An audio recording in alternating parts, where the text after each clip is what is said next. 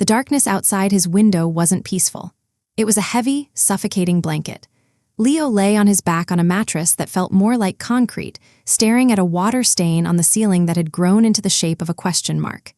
The air in the tiny, unheated apartment was stale, cold enough to see his breath. Next to him, his daughter, Maya, slept fitfully, a small bundle of warmth wrapped in two of his hoodies. The ghost of her bedtime question still hung in the room.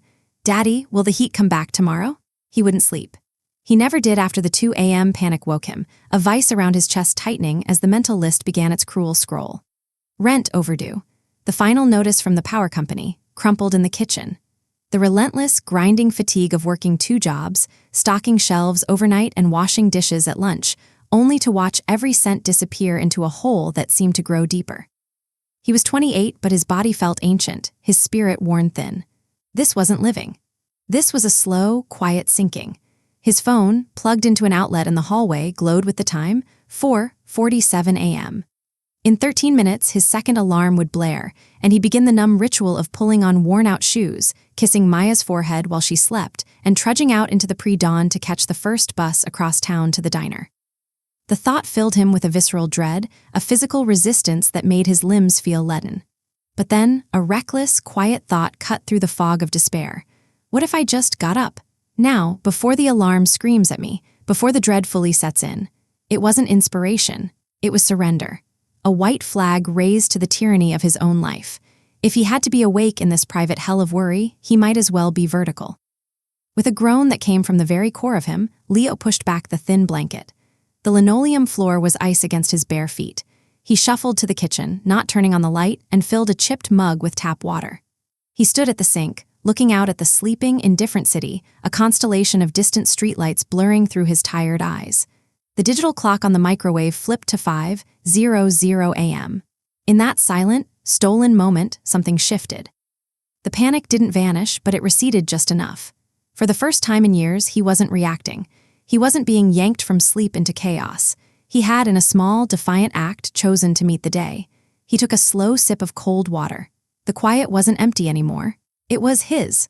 For an hour, the world belonged to Leo. The oppressive weight of his problems didn't disappear, but in the profound silence of 5 a.m., it lost its screaming urgency. He moved through the apartment not as a prisoner, but as a curator of this strange, peaceful kingdom. He made a pot of cheap coffee, the ritual of it feeling almost sacred without the frantic rush. He sat at his small table, the only sounds the gentle drip of the brewer and Maya's steady breathing from the other room. He didn't plan. He simply was, and in that state of unforced being, a memory surfaced, clear and sharp. His grandfather, a man who had lost everything in a war and rebuilt a life from literal rubble, sitting at his own kitchen table at dawn whittling wood. "The early quiet, Leo," he'd said, his voice rough as gravel. "That's when you can hear your own thoughts think, and when you can hear them, you can start to fix them." Leo had been 10. He hadn't understood. He thought he did now. When the first gray light began to bleed into the sky, he did something he hadn't done in a decade. He opened a notebook, one of Maya's old school notebooks with half the pages torn out. He picked up a pencil. He didn't write a to-do list. Instead, almost without his conscious mind directing it, his hand began to sketch. Lines formed into the elegant curve of a chair leg, the sturdy crossbeam of a table. He'd been a carpenter's apprentice before Maya was born, before life had forced him into faster, mindless jobs. The graphite felt right in his calloused hands. The design unfolding on the paper was simple, solid, beautiful. At 6:15 a.m., Maya patted out, rubbing her eyes. She stopped, staring at him. "Daddy, you're awake?" Then she saw the sketch. "You're drawing?" He looked from her curious face to the drawing. A flicker, tiny but warm, ignited in his chest. "Yeah, sweetheart, just remembering something." He made her breakfast, the usual oatmeal, but this time he sat with her while she ate, instead of frantically packing her bag. He wasn't watching the clock. The walk to the bus stop was different. The cold air felt bracing, not biting. He noticed things, the way frost glittered on a chain-link fence, the determined stride of an older woman on her morning walk. He wasn't just a ghost drifting to his next shift. He was present. When he arrived at the diner 10 minutes early, the owner, Gus, grunted in surprise. "You're here, and you look awake. Miracle." The dishwater was just as hot, the stacks of plates just as high. But Leo found a rhythm in it. His mind, usually a storm of worry, was clear. He replayed the chair design in his head, considering joinery, the type of wood he'd use if he could afford it, The hours didn't drag. They passed. And that night after his stocking shift, bone-tired but not soul-dead, he didn't collapse into bed. He sat at the table again at 10 p.m. under the single kitchen light. He turned to a fresh page. He began to draw the quiet. The 5 a.m. alarm became a summons, not a sentence. Leo's pre-dawn hour evolved from stunned silence into a structured sanctuary. He protected it with a ferocity he didn't know he possessed. The coffee was still cheap, but he drank it from a clean mug, sitting straight. The notebook filled. Page after page of furniture designs, each one more detailed than the last. A rocking chair with a back shaped like a ship's sail for Maya, a compact dining table with clever leaves for small apartments like his own. He wasn't just sketching dreams, he was drafting a language his hands had forgotten how to speak. One morning, fueled by a strange, steady energy, he did not sketch. He walked. In the biting stillness, he passed a cluttered alley behind a furniture store downtown. His eye, now trained to see form and function, caught a pile of discarded pallets and a bulky, damaged headboard. To most, it was trash. To Leo, in the clear light of 5:30 a.m., it was oak and pine, waiting. A reckless idea took hold. He looked around, saw no one, and with strength born of desperation, he hauled the headboard onto his shoulder and two of the sturdiest pallets under his arms. The walk home was a monumental struggle, each step a jarring ache, but a fierce grin spread across his face. He had raw materials. He had not paid a cent. His evenings after work transformed. Instead of numb exhaustion, he met a different tiredness, the satisfying fatigue of creation. With a borrowed hammer and a handsaw bought for $5 at a garage sale, he began deconstructing the headboard in the alley behind his apartment building, the crack of protesting nails like music. He planed down the rough pallet wood on the kitchen floor, the shavings piling up like golden confetti. Maya became his foreman, handing him tools and sitting on a folded blanket, drawing her own versions of Daddy's fancy chairs. The change wasn't just internal. Gus at the diner noticed. "You're not sighing as much," he grunted one afternoon, sliding a plate of leftover pancakes across the counter to Leo. "What gives?" Leo, his hands steady around the plate, found himself saying, "I'm building a table." The statement, spoken aloud, made it real. A week later, a customer at the diner, a woman with a kind face and ink-stained fingers, overheard Gus call Leo by name. She was struggling with a large portfolio. After his shift, Leo held the door for her. "Thank you," she said. "Long day of teaching design students." She glanced at his hands, still marked with fresh blisters and sawdust he hadn't quite scrubbed away. "You work with your hands, too?" An hour later, Leo was showing her photos on his cracked phone of the nearly finished dining table, now assembled in his living room, displacing the old cardboard box they'd eaten on for a year. The woman, Alara, didn't see scrap wood. She saw craftsmanship in tension. "This is beautiful, Leo. Do you have anywhere to sell it?" The question hung in the air, vast and terrifying. He had a market now, one person. It was a universe away from none. The table sold for $200. To Leo, it might as well have been $2 million. The transaction happened in the diner's parking lot at 7 a.m., cash handed over in an envelope by Alara, who had convinced a friend with a startup office that they needed something authentic. Leo's hands trembled as he took it. He had created something from nothing, and the world had deemed it valuable. He immediately bought a proper set of chisels and a second-hand orbital sander, the hum of which became the new soundtrack of his evenings. But the 5 a.m. hour was now his strategic command center. The sketching continued, but it was accompanied by research on his phone, his nose almost touching the screen in the dark. He learned about wood finishes, about local markets, about simple business ledgers. He found a used tool rental place across town. He calculated the cost of sandpaper, of wood glue, of polyurethane. The numbers were no longer just things he owed, they were things he could earn, manage, and conquer. This new, quiet potency, however, created a subtle fracture in his old life. The overnight stocking manager, a man named Roy who thrived on shared misery, pulled Leo aside one night in the fluorescent glare of the warehouse. "You're moving different, Leo. Like you're too good for this place now." The accusation was a lazy curl of smoke, but it carried a threat. Leo needed this job. Maya needed the health insurance that came with it, meager as it was. He forced his shoulders into a familiar slump. "Just tired, Roy." But he wasn't. That was the problem. The pre-dawn Leo and the midnight Leo were becoming two different people. The man who sanded dovetail joints to a feather-soft fit could not fully shrink back into the man who mindlessly stacked identical boxes. He started making small, defiant choices. He used his breaks to sketch on cardboard with a permanent marker. He listened to podcasts about woodworking instead of the usual complaints of his coworkers. The real test came on a Tuesday. A massive truck arrived, double the usual load. Roy assigned Leo to unload it alone, a task designed for two, a punishment dressed as duty. The old Leo would have seethed inwardly, his body moving on autopilot, his spirit breaking a little more. The new Leo, his muscles still sore from lifting a finished bookshelf the night before, assessed the truck. He saw not just a mountain of work, but a physics problem. He rearranged the pallet jack. He built a more efficient stacking system in the bay. He worked with a calm, steady rhythm he'd learned in the silence of his kitchen workshop. He finished in 3/4 of the time. Roy, coming to check on his suffering, found Leo taking a measured sip of water, the bay perfectly organized. Roy's face, puffy and sour, showed not approval, but a kind of confused resentment. The power dynamic had invisibly shifted. Leo hadn't won a battle. He had simply refused to fight on the old, sinking battlefield. He clocked out that morning with a profound understanding. The dignity he was building at dawn was armor against the indignities of the night. But armor can be seen, and it can be targeted. The confrontation arrived not with a shout, but with a schedule.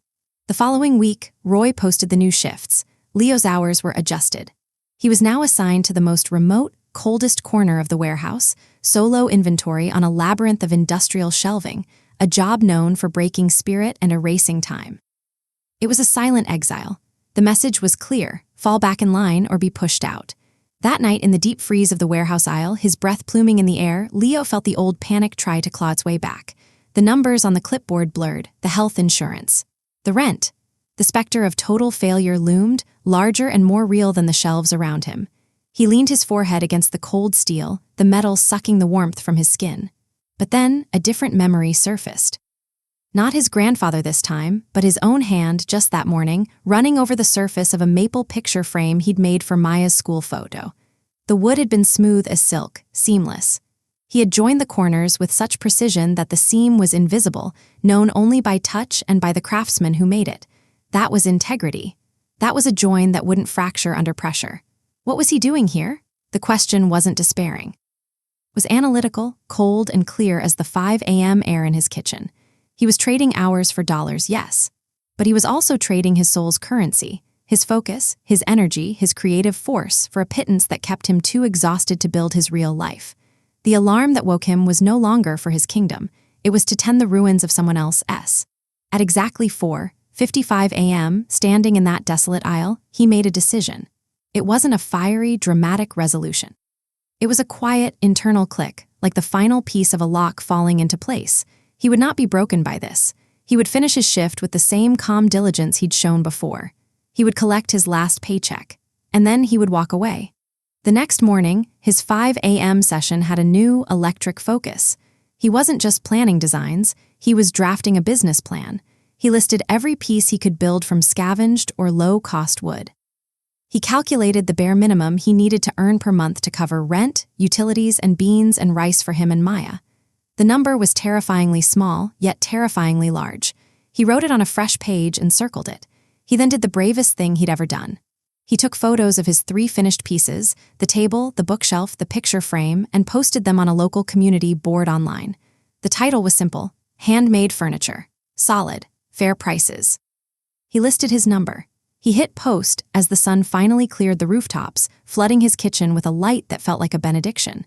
The phone rang at 11:23 a.m. It was a man's voice asking if the bookshelf was available and if Leo could make another to match. Leo, standing in his dishwashing apron at the diner, whispered, "Yes, I can." He gave Gus his 2 weeks' notice that afternoon. Gus just nodded slowly, a flicker of something like respect in his weary eyes. "Figured you were headed for the door," he said. "Just make sure you eat something besides sawdust." The 2 weeks that followed were a high-wire act performed in exhaustion. Leo worked his final shifts at the warehouse and the diner, his body present but his mind a million miles away, or more accurately, 6 blocks away, in his tiny apartment-turned-workshop. Orders trickled in, then steadied into a small, consistent stream. A coffee table for Alara's colleague. A set of floating shelves for a woman who'd seen his post. The matching bookshelf. His 5 a.m. hour was no longer a refuge. It was his CEO's meeting, his production floor, his accounting department. He mapped out each day's work down to the minute. sand from 7 a.m. to 9 a.m., assemble from 1 p.m. to 3 p.m., finish applying polyurethane after Maya's bedtime.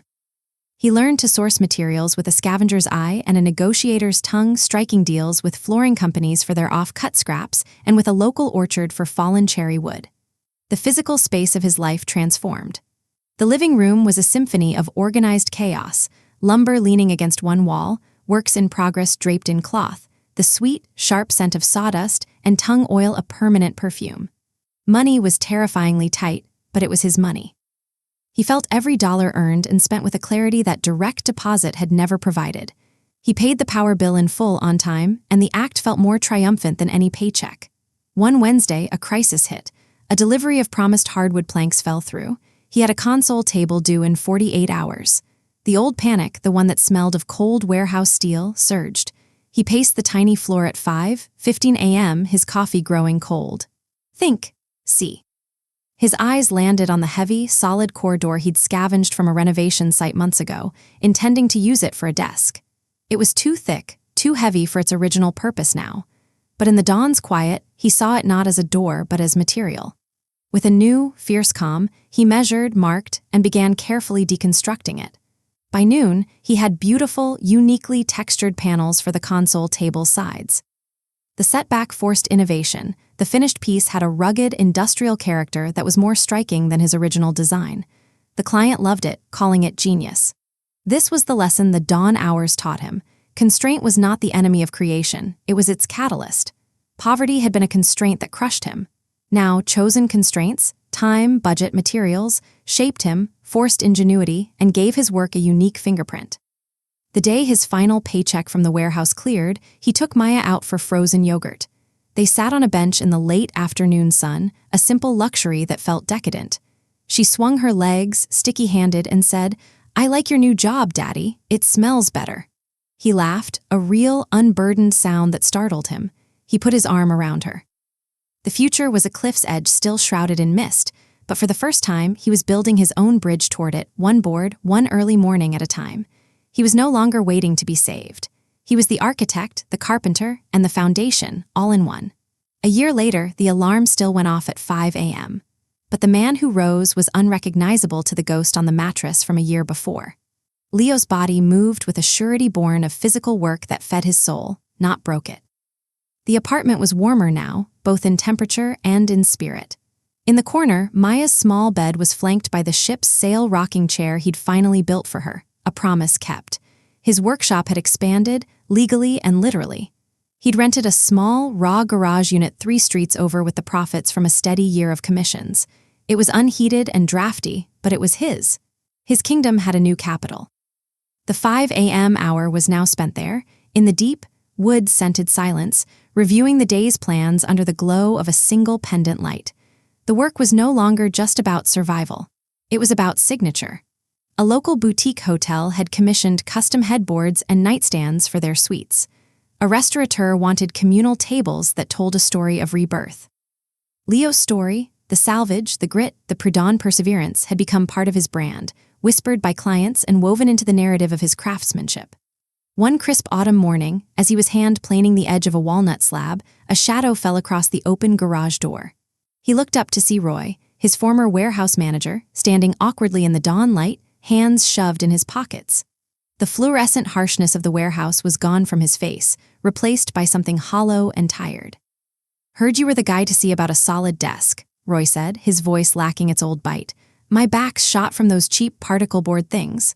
For a moment, the old dynamics hung in the sawdust-filled air. Leo set down his plane, wiped his hands on his apron. He felt no vengeance, only a distant pity. This man was still reacting to a world that happened to him. Leo lived in a world he was building. "I can do that," Leo said, his tone neutral, professional. He showed Roy some samples, discussed ergonomics, gave a firm quote. It was business.